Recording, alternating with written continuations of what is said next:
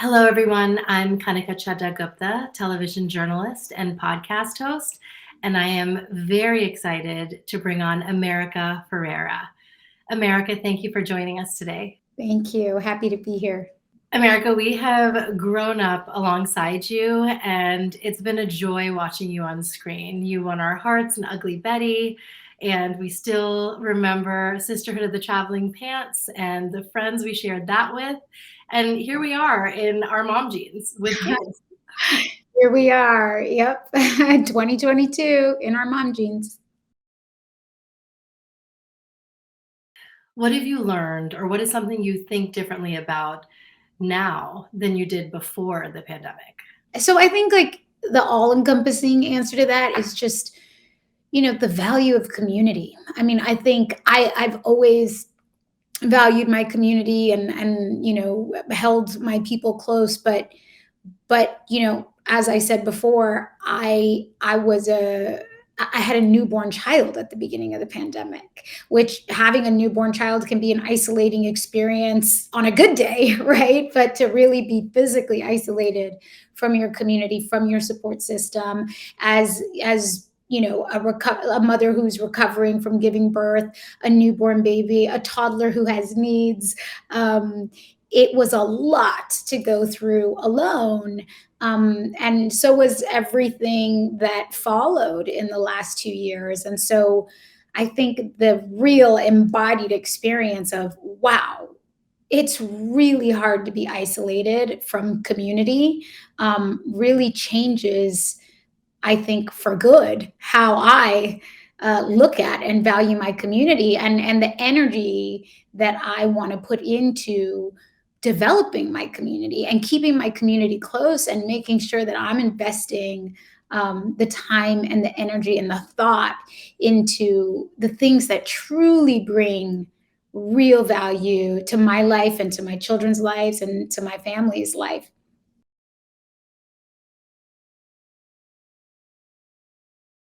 There's no rule book to parenting, as we all know.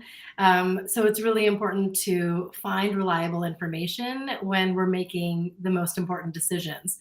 So as you prepare to vaccinate your children when they're eligible, where and who do you turn to for this very necessary information about the COVID vaccines? Yeah, well, we can't wait to get vaccinated. When I say we, I mean the kids. So we have already primed them. We've spoken to them about vaccinations. We talk about, how old they need to be.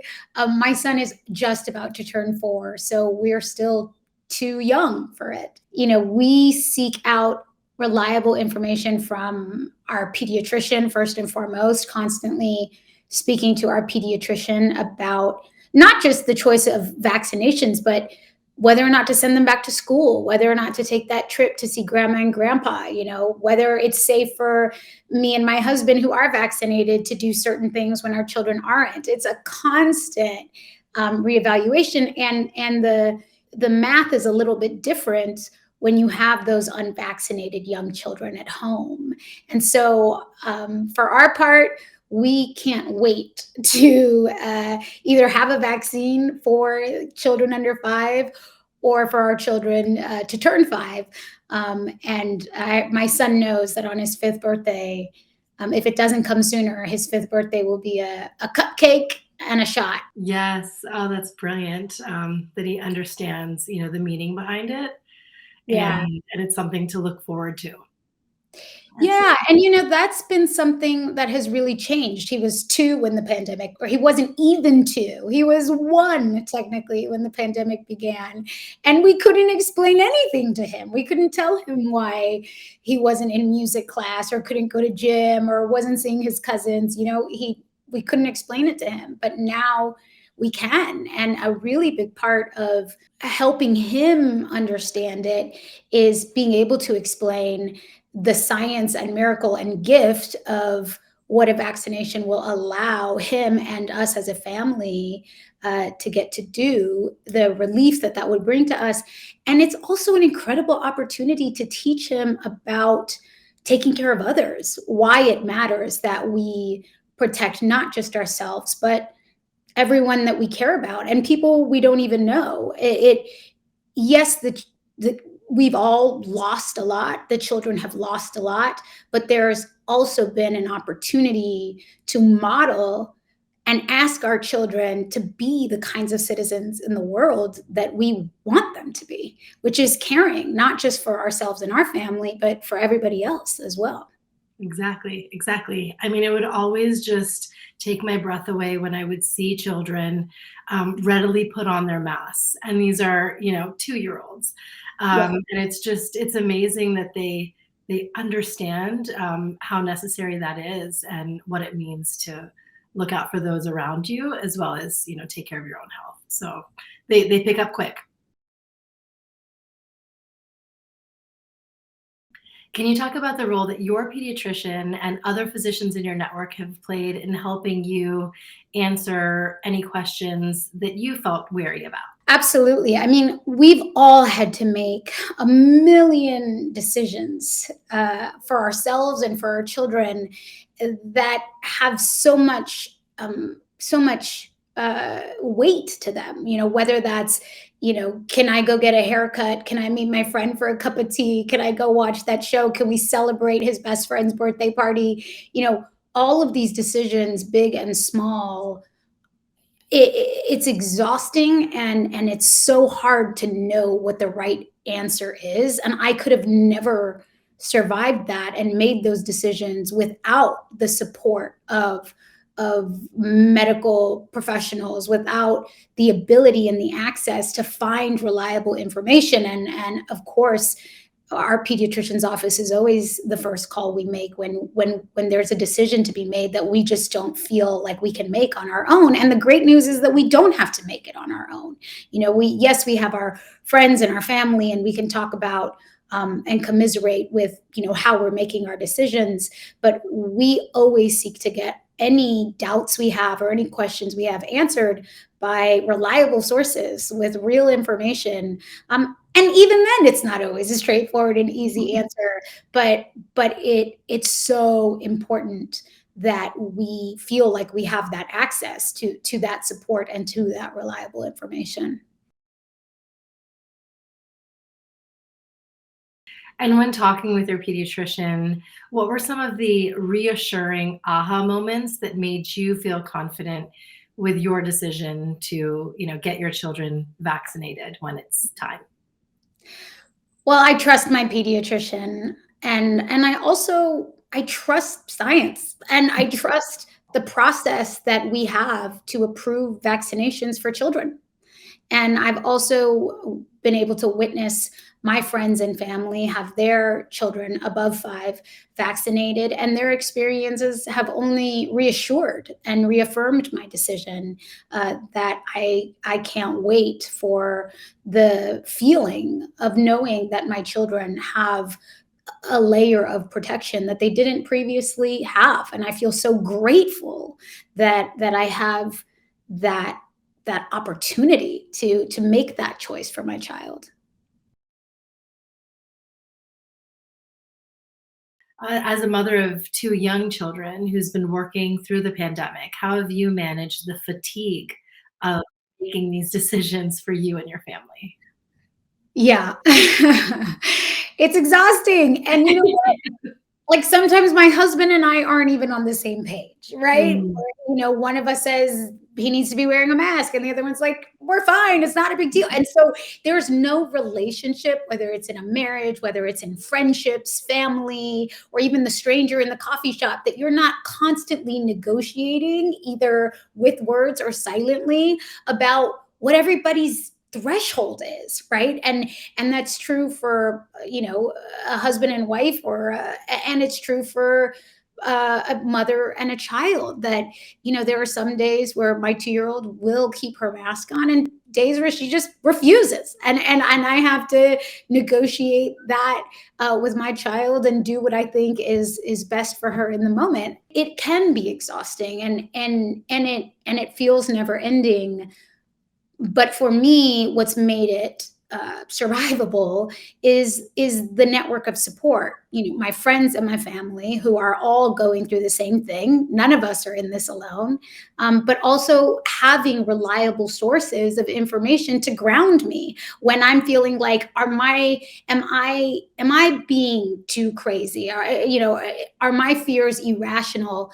I can ground myself with a healthcare professional, with a pediatrician, with a friend or family member who is a healthcare professional who can ground me in reality and help calm what can only be incredibly anxiety inducing circumstances. The last 2 years have been about learning new information, processing new information, decision making with real consequences for ourselves and for others. And it is truly exhausting, but we don't have to do it alone. And that is the lifesaver, I think, for me.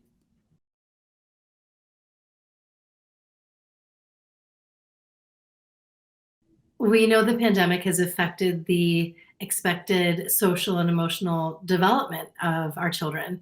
How have you tried to address and navigate that with your two kids? In the beginning of the pandemic, we had two very young children. And while it was hard and isolating for us as adults, the children's needs were basically met. And as time went on, that changed. And so, we did what we could to stay safe, but also provide social interaction for our older son. It's been really important to find ways to give our children what they need socially and emotionally. And I think it's been really important to not miss the opportunity to model for our children what it means to be a caring citizen, why we stay home if we feel sick, why we wear masks, why we have to stay home 1 week, why we can't see grandma and grandpa that week, why it's not safe to do this thing. We can explain those things to a 3-year-old, and give him an opportunity to understand it and to understand what his role in society is in a greater context. And so while so much has been taken away from so many, there have also been, as a parent, opportunities to allow our children to learn and step up and be the kind of people I know I want my children to be in the world. I didn't expect to be giving those lessons to him when he was 3, but here we are. And you know what? He's amazing, and he does understand, and he does get it, and he does care. And that's really beautiful. It's beautiful to see, and it's been, as a mother, a gift to get to see that my child, when given the opportunity, can step up and do the right thing, not just for himself, but for others. So, as parents, we've been navigating very challenging times, and there's times where we feel anxious and down and out. Is there anything you want us parents to know? I would just say that the one comfort to me has been that none of us is in this alone. We're all in this together, and none of us have to make these hard, difficult decisions alone. If you're watching this video, you most likely have access to reliable information and expert data that can help us make these really difficult decisions. But we're not doing it alone, and we can do this. Do you have a Mother's Day wish? And I feel being in London, you get two. Celebrate twice. I know, I know. Um, you know, and I'm gonna get emotional because obviously it's been like an incredibly taxing time for all of us in the best of circumstances. But I just feel like as a mother going through this, I have held in my heart and in my mind so many times the truth, the devastating truth, that there are so many mothers and parents who don't have the access uh, to keep their children safe, and that is a heavy weight on all of our hearts, and my deepest wish for every mother, every parent in the world is that they have access and opportunity to keep their babies happy and healthy and safe. Thank you, America, for Thank this you. conversation. Really appreciate it. Thanks so much.